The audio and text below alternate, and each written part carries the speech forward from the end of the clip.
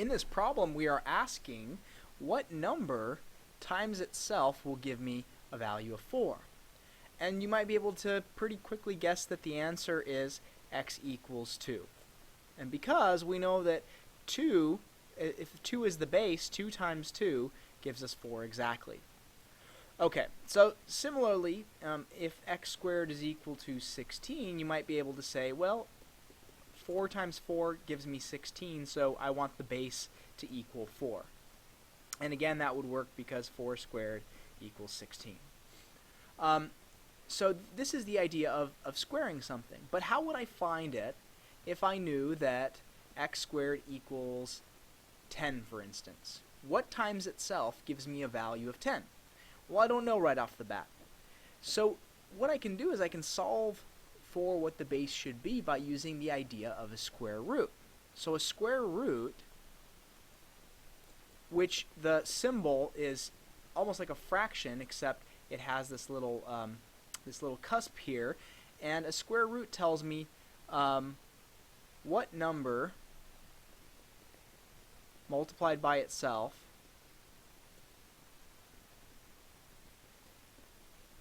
gives the value under the radical. And so the radical is this thing here. This is sometimes called the radical sign.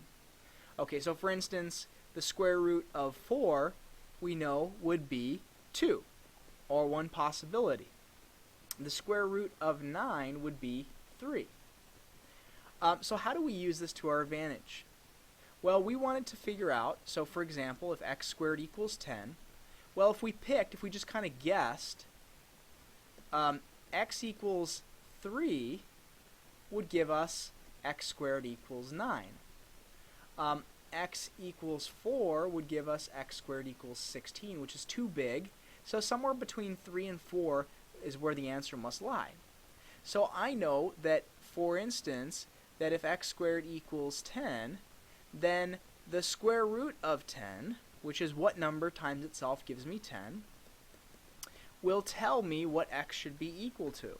So if I take, and the way you can do this is by taking second the x squared button, putting a 10 in there, and this will tell me that x is equal to about 3.16. So I'll say approximately 3.16.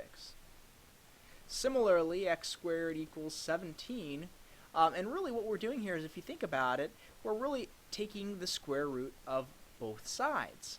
And what that really means is that if I take a number and I square it, and then I take the square root of it, I'll end up with the original number again. So let me erase this for a second and demonstrate. So if I take 3 squared and I square root it, well, 3 squared is 9, so I would have the square root of 9, and the square root of 9 is 3. So really we think about these two things as canceling each other out.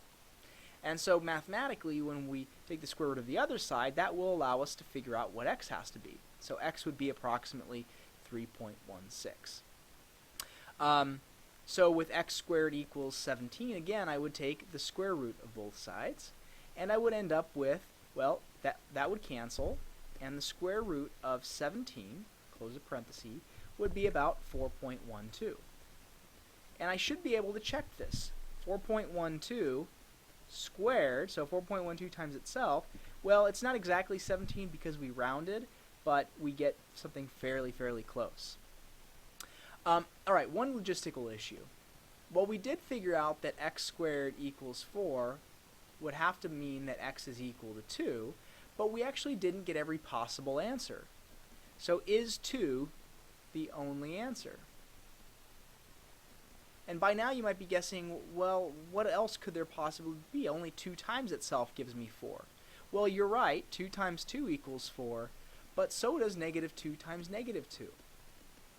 A positive times a positive gives us a positive, a negative times a negative gives us a positive. So that also leads us to this point. Well, what about 9? 3 times 3 does give me 9, but so does negative 3 times negative 3. So what this is telling us is that when we take the square root,